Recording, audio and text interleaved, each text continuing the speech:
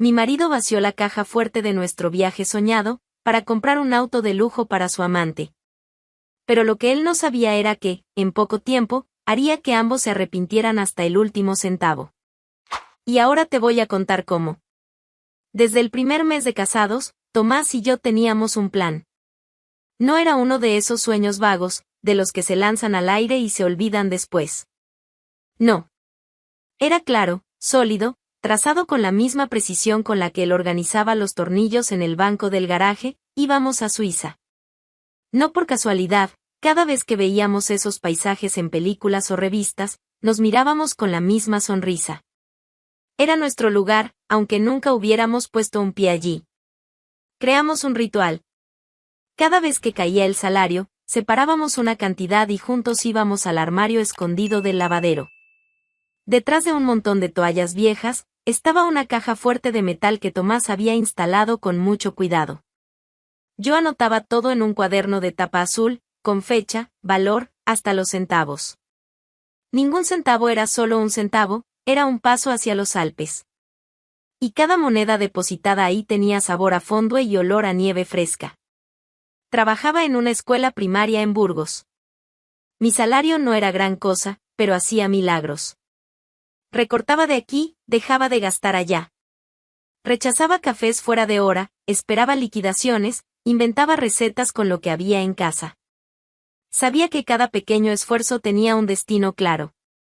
Y lo mejor de todo era que Tomás parecía igual de comprometido. Él trabajaba con instalaciones hidráulicas, y a veces, cuando conseguía un trabajo extra, llegaba con un fajo de billetes pequeños, envueltos con una banda elástica, y decía, para nuestra Suiza, mi amor.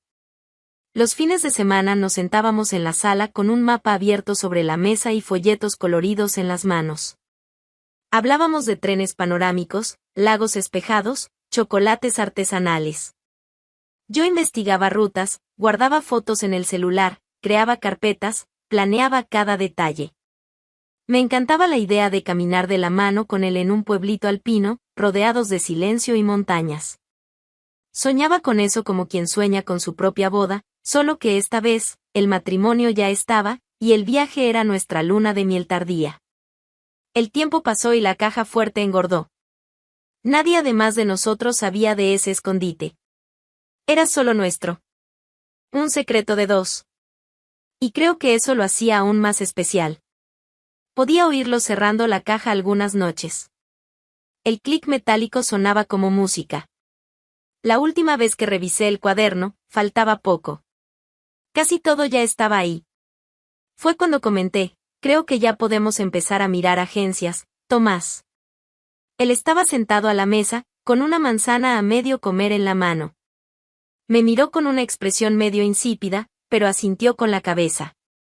Puedo dar una vuelta por el centro mañana. Ver los paquetes. Pero solo ver, ¿vale? Nada de cerrar todavía. Claro, Irene. Solo mirar. Tomás salió esa mañana diciendo que iba al centro de Logroño, a pasar por una agencia de viajes.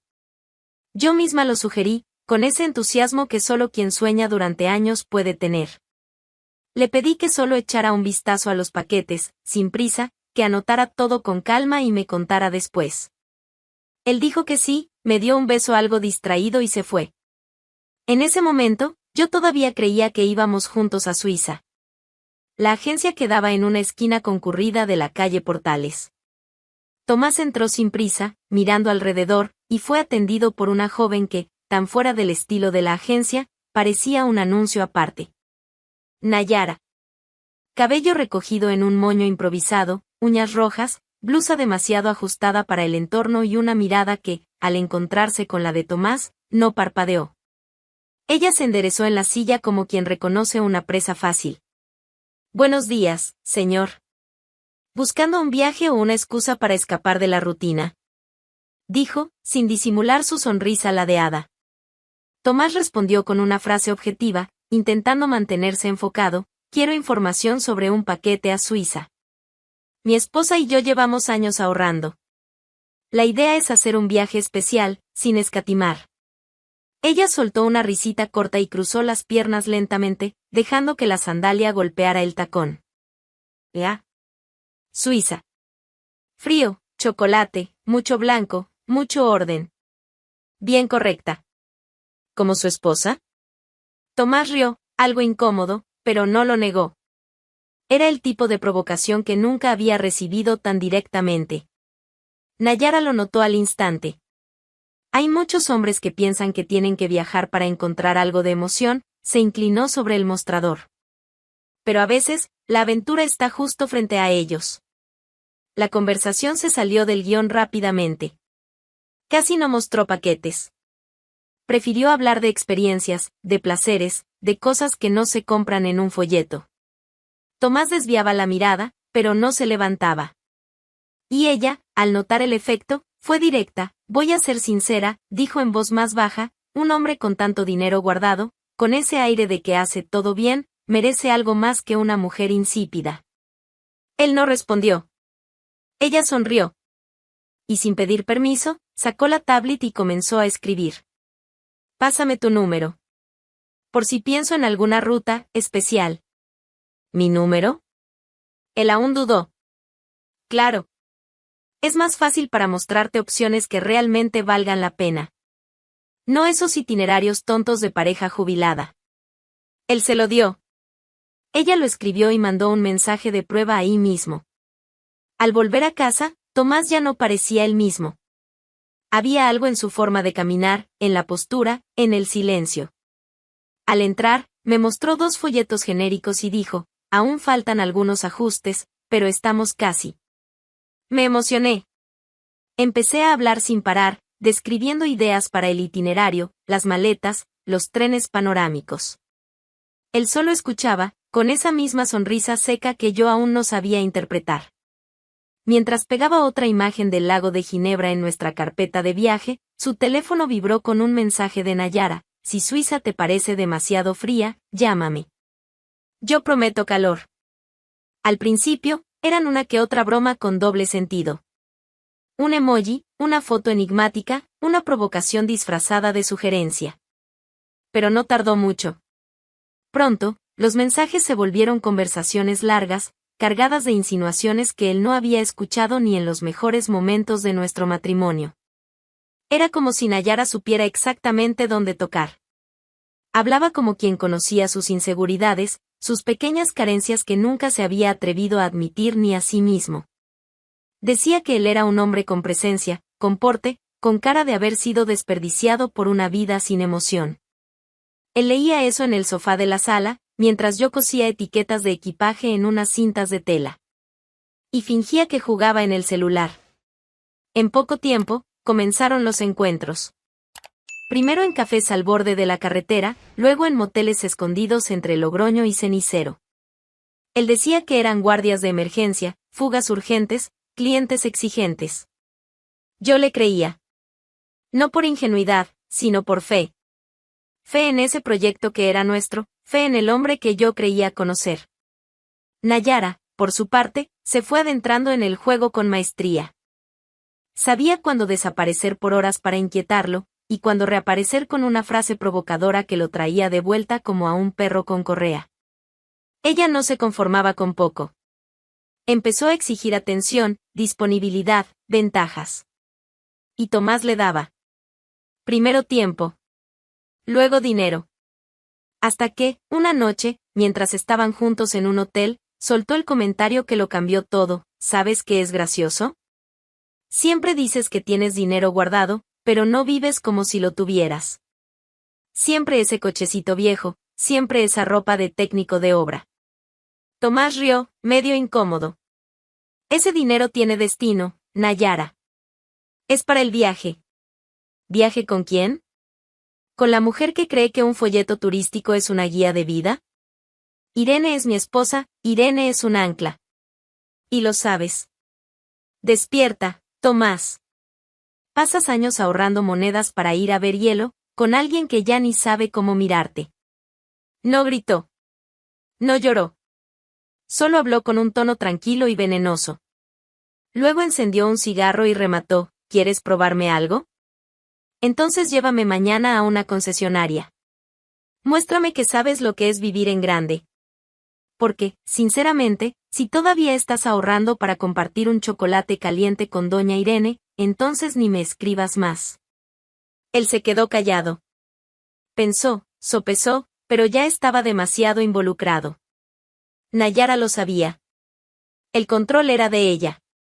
Y él, que siempre pareció seguro, ahora caminaba con los hombros más caídos, la mirada más apagada, menos por arrepentimiento, más por miedo a perder ese papel de hombre deseado que ella le había otorgado. 2 días después, mientras yo corregía exámenes en la mesa de la cocina, Tomás fue hasta la lavandería. Abrió el armario, apartó las toallas, giró la combinación de la caja fuerte. Ni siquiera respiraba bien. Cuando la tapa de metal se abrió, la visión del montón de billetes, cuidadosamente organizados por mí a lo largo de los años, no lo hizo dudar. Se llevó todo. Hasta las monedas. Horas después, Nayara se tomaba selfies dentro de un coche nuevo, con asientos de cuero y techo solar. Un modelo alemán, rojo, llamativo, estacionado en el centro de Logroño. Tomás firmó los papeles con las manos sudadas. Y cuando la vendedora le entregó las llaves a ella, Nayara le dio un beso seco en la mejilla y dijo, como sellando un trato, ahora sí dejaste de ser invisible. Esa noche, volvió más tarde de lo habitual. Alegó que el trabajo en Nájera se había atrasado. Traía el olor de un perfume barato en el cuello de la camisa, pero yo no lo noté. Estaba demasiado ocupada pegando fotos de los Alpes suizos en una nueva hoja de la carpeta. La euforia que él mostró al principio pasó rápido. Duró poco más que el olor a coche nuevo. Bastó con que Nayara empezara a lucirse con las llaves colgando del dedo, para que Tomás dejara de ser prioridad. Los mensajes de ella se volvieron escasos. Frases cortas, respuestas frías. Nada de buenos días, ni sonrisitas ni bromas provocadoras. Él escribía, ella lo leía. Respondía horas después, si quería. La semana siguiente a la compra, fue abandonado sin ceremonia. Sin conversación. Sin despedida. Cuando intentó concertar un encuentro, ella respondió con un no puedo, estoy ocupada. Cuando insistió, recibió solo un emoji con los ojos en blanco. Y nada más. En el fondo, él ya lo sabía. Había sido usado. Y ahora, descartado como si no fuera más que un envoltorio barato, sucio y arrugado. Intentó ir tras ella. Incluso esperó fuera de la agencia, pero ella ni apareció. Después descubrió que había solicitado traslado a otra sucursal, una lo bastante lejos como para que él no se atreviera a ir. Entendió el mensaje, el juego había terminado. Ella había conseguido lo que quería. El coche era el trofeo. Él solo fue el camino hacia él. La vergüenza cayó como un peso sobre sus hombros. La culpa vino con ella, pesada y silenciosa. Pero Tomás no sentía remordimiento por mí. Lo sentía por él mismo. Por el papel ridículo que hizo. Por la caída. Por la humillación. Y entonces, con el alma ya por el suelo, finalmente hizo lo que debió haber hecho antes, habló. Me llamó para conversar una noche, mientras yo terminaba de pegar los últimos folletos en un mural que monté en nuestra habitación. Era la última página de la carpeta. Ya se podía sentir el viaje listo, al alcance de la mano. Irene, dijo, con la voz trabada. Necesito mostrarte algo. Fui con él hasta la lavandería, aún sin entender. Abrió el armario, apartó las toallas. Giró la combinación de la caja fuerte. Cuando la puerta se abrió, sentí el silencio pesar, el tipo de silencio que no se oye, se reconoce. Estaba vacía. Ni un billete, ni una moneda. Ni siquiera el papel donde anotaba los depósitos. Todo limpio. Como si nunca hubiera existido. Se apoyó en la pared, se pasó la mano por la cara, respiró hondo y dijo, me llevé el dinero. Todo. ¿Cómo que te lo llevaste? Yo, se lo di a alguien. ¿A alguien quién, Tomás? Y entonces lo contó todo. Habló de Nayara, de la agencia, de los mensajes, de los encuentros. Contó que le compró un coche. Que se involucró. Que mintió. Y que fue descartado en cuanto entregó la llave. Lo dijo todo, como quien raspa el fondo de su dignidad frente a su propia quiebra moral. Empecé a temblar de rabia. ¿Cómo puede alguien ser tan estúpido? Miré la caja fuerte vacía. Lo miré a él. Y entendí que ya no quedaba nada ahí. Ni dinero. Ni nosotros. Al día siguiente, contacté a un abogado. Le dije que quería iniciar un proceso. Que el dinero de la caja era fruto de mi trabajo. Años de sacrificio. De cuenta sumada moneda por moneda. El abogado escuchó todo en silencio, y al final solo dijo, podemos exigirlo judicialmente. Pero vamos a necesitar el nombre y la dirección de la mujer. Y así comenzó otro tipo de viaje. No aquel que lleva a paisajes nevados y chocolates artesanales. Sino uno que pasa por salas de espera, tribunales y despachos de abogados. Y que exige un tipo de fuerza que no se encuentra en un folleto.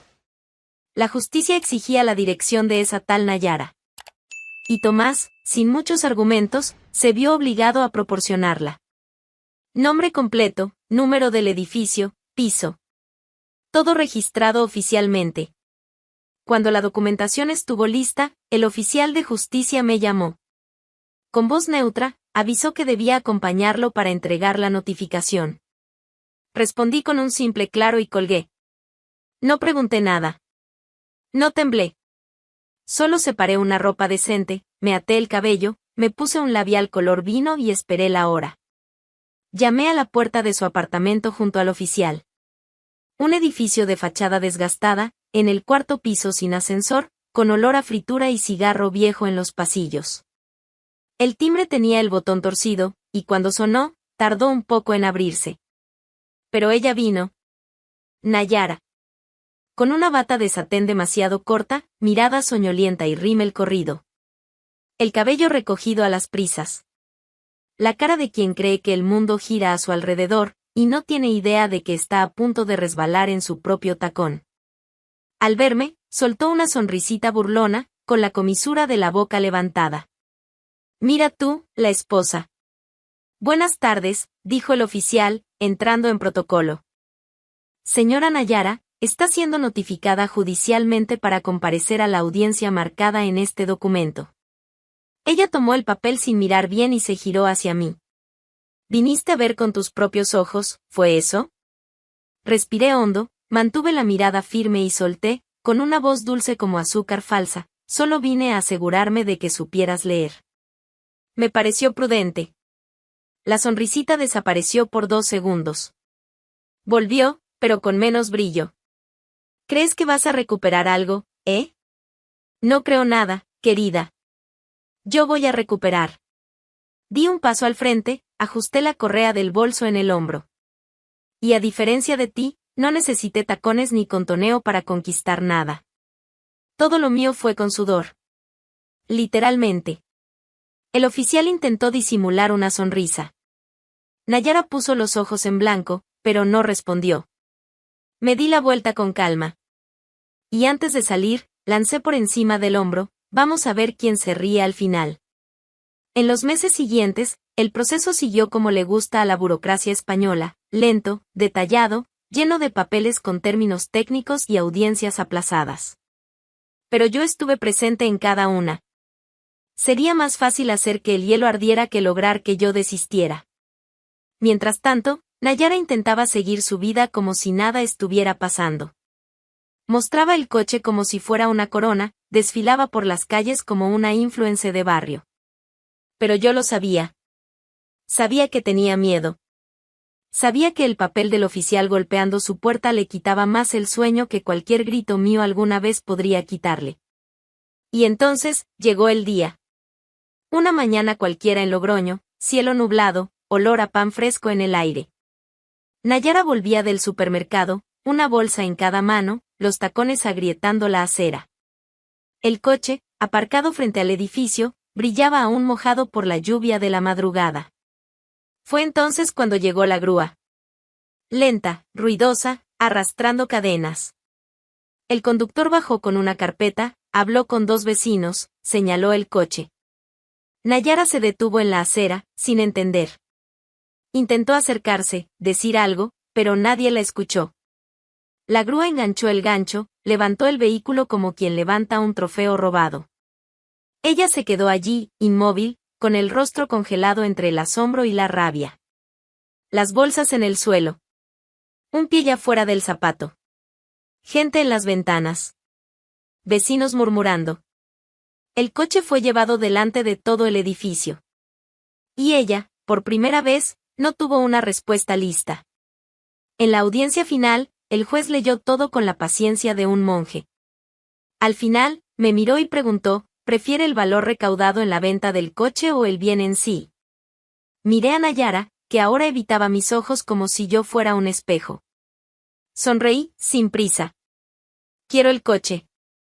¿Estás segura? Insistió él. Completamente. Me gusta conducir cosas que fueron conquistadas con sacrificio. O con justicia. A veces, ambas. A la salida del tribunal, pasé junto a Nayara sin apuro. Estaba sentada, con las piernas cruzadas, mirando al suelo. Me agaché a su lado y susurré, ahora la que se ríe soy yo. Días después de la audiencia, el coche fue entregado. Los documentos ya estaban a mi nombre, y no quedaba ningún rastro del pasado en esa llave reluciente. Cuando abrí la puerta por primera vez, sola en el garaje, respiré hondo y me senté en el asiento del conductor como quien asume un trono. Estaba todo limpio, intacto, hasta con olor a nuevo. Era el mismo coche que antes servía de extensión del ego de Nayara, ahora era mío. Y no por capricho. Por justicia. Me tomé el domingo para salir. Sola. Ropa sencilla, cabello suelto, sin prisa. Encendí la radio, puse una playlist antigua y salí por las calles de Logroño con las ventanas cerradas y una leve sonrisa. No había un destino definido. Solo el placer de ocupar ese espacio. Era demasiado simbólico, años siendo invisible dentro de casa, y ahora allí, siendo vista. Y desde el mejor lugar posible, el asiento del conductor.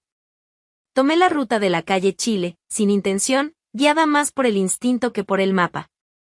Giré a la izquierda, tomé la avenida más ancha y, entonces, el semáforo se puso en rojo.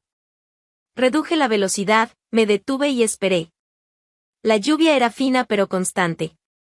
Los limpiaparabrisas hacían ese sonido hipnótico, y el olor de la ciudad mojada entraba por una rendija de la ventana. Y fue allí, en ese instante común, que la vi.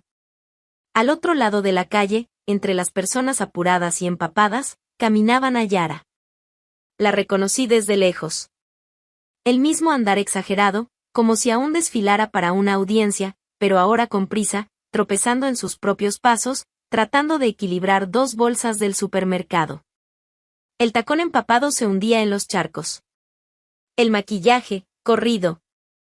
El cabello, pegado al rostro. El abrigo fino no aguantaba ni la llovizna, mucho menos el frío de quien ya no tiene escenario. Cruzaba la calle, encogida, como quien huye de todo, pero sin saber exactamente de qué. Fue automático. Bajé la ventana del coche. Esperé a que estuviera justo en el centro de la calle. Los faros se reflejaban en el agua del asfalto, y el ruido de la ciudad pareció disminuir por un instante. Nayara miró el coche, primero con desconfianza, luego, con asombro. Reconoció el modelo. Reconoció el asiento. Y entonces me vio. Yo estaba allí. En su lugar. Literalmente. Se quedó helada. Y antes de que intentara reaccionar, hablé. Alto. Claro. Y con la misma serenidad que usé en el tribunal, vaya, mira quién se volvió sopa. Ella parpadeó. Yo sonreí, con el codo apoyado en la ventana, pareces una gallina en salsa intentando cruzar la calle. ¿Dónde está el glamour, Nayara? ¿Bajaste de categoría? Se quedó muda. Intentó mantener la compostura, se acomodó el cabello mojado como si aún tuviera el control, pero ya no tenía nada de eso. Las bolsas plásticas resbalaban de sus manos, el tacón torcido hacía que su cuerpo se inclinara. Ridícula. Y lo mejor, ella lo sabía. ¿Sabes qué es irónico? Continué, levantando ligeramente la barbilla. Al final, tú me diste el coche. Solo que no sabías que era para esto. Gracias, ¿sí? El semáforo cambió. Pisé el acelerador, y el coche arrancó con fuerza, salpicando agua justo frente a ella. El agua la alcanzó en los pies, como un escupitajo de la propia vida. No miré atrás. Conduje unas cuantas cuadras más con una calma casi extraña. Sin prisa, sin culpa. Solo con esa sensación rara de victoria completa, sin necesidad de alzar la voz, sin necesidad de pedir justicia. Yo fui la justicia. Esa noche, estacioné en el garaje con la confianza de quien ya no le debe nada a nadie. Tomás, en ese punto, ya era un pasado mal digerido. Vivía en algún rincón de la ciudad, con nostalgia de todo lo que él mismo destruyó. Y Nayara, bueno, ahora sabía a qué sabe el desprecio cuando regresa. ¿Y yo? Yo estaba exactamente donde debía estar. Y, por fin, conduciendo. Fue en una mañana cualquiera, sin grandes anuncios, que recibí el comunicado de la escuela, promoción. Ahora me encargaría de la coordinación pedagógica. La noticia llegó en un sobre simple, pero con un peso simbólico gigante. Era reconocimiento. Era justicia. Y era mío. Sin depender de nadie más. La semana siguiente, entré en el sitio web de la aerolínea y finalicé la compra de los pasajes. Suiza. Ida y vuelta. Solo mi nombre en el billete. Fui al centro y saqué mi pasaporte nuevo. Llevé una foto reciente, con el cabello tal como es, sin preocuparme si agradaba o no. Firmé con calma. Con la mano firme, sin temblar. Mi nombre completo. Irene Martínez. 2 semanas después, embarqué. Sin Tomás. Sin carpetas de recortes. Sin promesas de algún día. Solo mi maleta, mi abrigo grueso, mi guía de viaje y unas ganas genuinas de ver las cosas con mis propios ojos. El avión cruzó el cielo de España con la misma ligereza que yo sentía por dentro. No iba huyendo de nada. Iba hacia lo que siempre me perteneció. Llegué a Zúrich al atardecer. El frío me recibió con un viento cortante, pero no dolía. Era un frío que abrazaba. Tomé el tren panorámico hasta Lucerna, me senté junto a la ventana, pedí un chocolate caliente y me permití sonreír con el sabor que tenía. No era el sabor de quien ganó una guerra. Era el sabor de quien dejó de luchar por quien no lo valía. Hice todo lo que había planeado. Caminé por los pueblos, subí a los trenes cremallera, compré chocolates caros solo para mí. Pasé horas frente a un lago cristalino, en silencio, mirando las montañas. Y por primera vez, en muchos años, me sentí completa. No por estar sola, sino por no estar mal acompañada. Cuando volví a casa, traje souvenirs, recuerdos y una tranquilidad que ya nadie podía quitarme. Ya no era sobre el coche, ni la justicia, ni el escándalo. Era sobre reencontrar lo que habían intentado borrar en mí. ¿La mujer que fue traicionada? Esa quedó en el pasado. Ahora, solo me llaman por mi nombre. Irene. La mujer que fue a Suiza. Sola. Y volvió mejor aún.